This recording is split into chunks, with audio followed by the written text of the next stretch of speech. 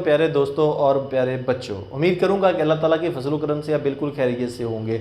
आज biology class 10th का जो टॉपिक मैं स्टार्ट करने जा रहा हूं वो है फर्मेंटर के बारे में। तो लास्ट वीडियो में मैंने आपको बताया था फर्मेंटेशन के बारे में। तो फर्मेंटेशन जिस आले में की जाती है उसको फर्मेंटर कहते हैं। और लास्ट टाइम हमने बात की थी फर्मेंटेशन के ऊपर कि फर्मेंटेशन क्या है। एक ऐसा बायोकेमिकल प्रोसेस है जिसमें माइक्रो ऑर्गेनिज्म की मौजूदगी में सबस्ट्रेट को प्रोडक्ट में चेंज किया जाता है, तब्दील किया जाता है। इस अमल को हम कहते हैं फर्मेंटेशन। आपने सुना होगा हम अक्सर मेडिसिन के हवाले से, इंसुलिन के बारे में, मुख्तलिफ हार्मोन के हवाले से और मुख्तलिफ जो दूसरी अदर ड्रग्स है उसके हवाले से या प्रोटीन के हवाले से कि वो फर्मेंटेशन के प्रोसेस से तैयार की जाती हैं। तो ये चलते हैं, आज हम बात करते हैं कि फर्मेंटर क्या है और इसकी कितनी इकसाम है। तो जैसा कि मैंने यहाँ पे इसको यूँ डिफाइन किया है कि fermenter is a device that provides optimum environment to micro organisms to grow into a biomass so that they can interact with a substrate forming the product। कि फर्मेंटर एक ऐसा आला है जो माइक्रो ऑर्गेनिज्म को एक बायोमास में नमू पा जाने के लिए ऑप्टिमम माहौल मुहैया करता है ताकि वो सबस्ट्रेट के साथ ताअम्मुल करके प्रोडक्ट बना सके। सिंपल वर्ड में यूँ कह लें कि फर्मेंटर एक ऐसा डिवाइस या आला है जिसके अंदर सबस्ट्रेट को डाला जाता है माइक्रो ऑर्गेनिज्म की मौजूदगी में और ऑप्टिमम इन्वायरमेंट प्रोवाइड किया जाता है ताकि जो सबस्ट्रेट है वो प्रोडक्ट में चेंज हो सके। तो लास्ट टाइम बात की थी हमने कि सबस्ट्रेट क्या है, एक ऐसी शय है जिसके ऊपर माइक्रो ऑर्गेनिज्म एक्ट करता है, ऐसी शय को सबस्ट्रेट कहते हैं। और माइक्रो ऑर्गेनिज्म के एक्शन के बाद जो सबस्ट्रेट होता है वो प्रोडक्ट में चेंज हो जाता है, जिसकी सिंपल सी मैंने एग्जांपल आपको दी थी कि दही जो है वो कैसे बनती है। दूध क्या है, एक सबस्ट्रेट है, इसके अंदर हम थोड़ी सी मिकदार में खट्टा यानी कि जिसको थोड़ा सा दही का मवाद डाल देते हैं जिसको हम आम जुबान में खट्टा कहते हैं और साइंस में हम कहते हैं बैक्टीरिया, कि हमने बैक्टीरिया उसमें ऐड कर दिए हैं। और वो जो दूध होता है एक रात के अंदर जो माइक्रोबियल एक्टिविटी जब अपना एक्शन मुकम्मल करती है तो वो दूध जो होता है वो दही में बदल जाता है। तो दूध से दही का बनना एक फर्मेंटेशन प्रोसेस है। तो आइए चलते हैं, अब हम बात करते हैं कि जो फर्मेंटर है ये कितनी इकसाम का है और किस तरह इसके अंदर वर्क किया जाता है। फर्मेंटर एक ऐसा कंट्रोल्ड माहौल देते हैं। एक फर्मेंटर कई अवामल मसलन ऑक्सीजन है, ग्रोथ इनहिबिटर्स हैं, पीएच है, टेम्परेचर को कंट्रोल करके जानदारों की नशोनुमा को मुनासिब रखता है। अब फर्मेंटर में फर्मेंटेशन दो तरीक़ों से की जाती है, या तो बैच फर्मेंटेशन उसे कहा जाता है या वो कंटिन्यूस फर्मेंटेशन होती है। अब जो बैच फर्मेंटेशन है जिसको हम कहते हैं वक्फों के साथ फर्मेंटेशन, अब इसमें क्या होता है, सबसे पहले आपके सामने ये जो दो आपको डायग्राम नज़र आ रही हैं ये बेसिकली दोनों फर्मेंटर हैं। पहला बैच फर्मेंटर है जिसके अंदर आप देखिए एक टैंक लगा हुआ है, इस टैंक के अंदर जो रॉ मटेरियल है जिसको हम सबस्ट्रेट का नाम देते हैं वो डालते हैं और उसके बाद हम क्या करते हैं, इसका टेम्परेचर पीएच को एडजस्ट करते हैं और उसके बाद हम इसको स्टीम स्टेरलाइज्ड करते हैं। आपको पता है स्टीरलाइजेशन प्रोसेस का एक हीटिंग प्रोसेस है जिसमें तमाम जर्म जो होते हैं जो भी मौजूद होते हैं वो किल हो जाते हैं।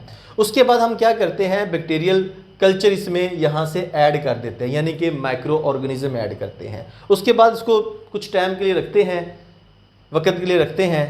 तो जैसे ही इनका फर्मेंटेशन जो होती है वो कंप्लीट होती है माइक्रो ऑर्गेनिज्म की मौजूदगी में, तो उसके प्रोडक्ट्स वो यहाँ से हम बाहर निकाल लेते हैं और उसके साथ ही उसके जो बैक्टीरियल कल्चर होता है वो भी हमें यहाँ से नीचे से हासिल हो जाता है। यहाँ पे आप देख सकते हैं fermentation product and bacterial culture. तो इसमें जो बैच फर्मेंटेशन में एक दफ़ा रॉ मटेरियल डाला जाता है और जो माइक्रो ऑर्गेनिजम्स उसमें ऐड किए जाते हैं, बैक्टीरियल कल्चर या कोई दूसरा कल्चर है वो, उसके बाद जो प्रोडक्ट है सबस्ट्रेट जो होता है वो प्रोडक्ट में चेंज हो जाता है। और जब चेंज हो जाता है उसके लिए एक टाइम की रिक्वायरमेंट होती है, कोई 2 घंटे 4-6 घंटे जितना भी वो सेट किया जाता है, उसके बाद हमें प्रोडक्ट मुकम्मल तौर पे हासिल हो जाती है। तो क्योंकि ये वक्फे के बाद एक नया हमें प्रोडक्ट हासिल होता रहता है तो इसलिए इसको हम कहते हैं बैच फर्मेंटेशन यानी वक्फों के साथ फर्मेंटेशन।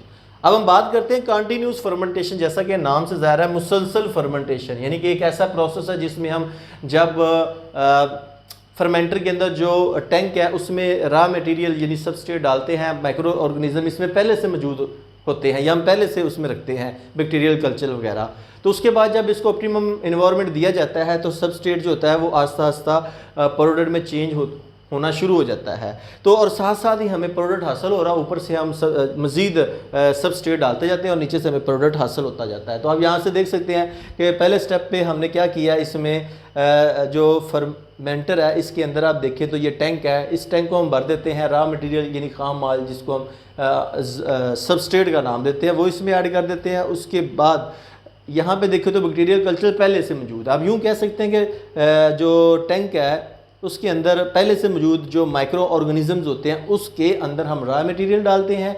उसके बाद इसको हम जब प्रोसेस के लिए रख देते हैं तो जब माइक्रोबियल एक्टिविटी होती है तो उसके नतीजे में जो प्रोडक्ट तैयार होगा यानी जिसको हम कहते हैं फर्मेंटेशन के प्रोडक्ट्स, वो हमें यहाँ से हासिल होना शुरू हो जाएंगे।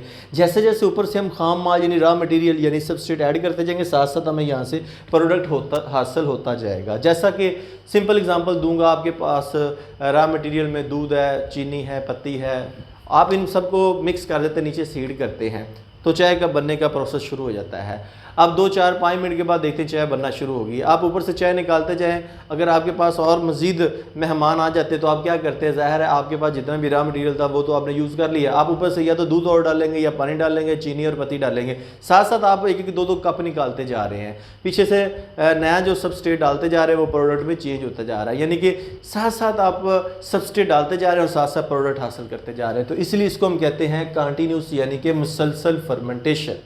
तो उम्मीद करूँगा कि ये सारा प्रोसेस अब आपको समझ आ चुका होगा कि फर्मेंटर क्या है और इसकी कितनी इकसाम है। तो अमूमन ये जो फर्मेंटेशन का प्रोसेस है ये मेडिसिन तैयार करने के हवाले से इस्तेमाल किया जाता है। इंसुलिन जो कि एक हार्मोन है जो कि शुगर को कंट्रोल करता है, उसकी तैयारी के लिए हम इसको इस्तेमाल करते हैं। ह्यूमन ग्रोथ हार्मोन्स हैं या मुख्तलिफ़ किस्म की जो प्रोटीन्स हैं वो हम इस फर्मेंटेशन के प्रोसेस से तैयार करते हैं।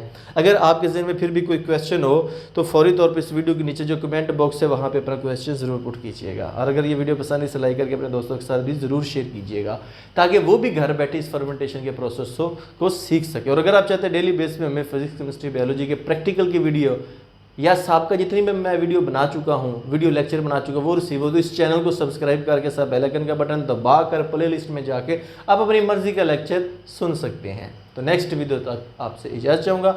अपना बहुत ज़्यादा ख्याल रखिएगा। अल्लाह हाफिज़।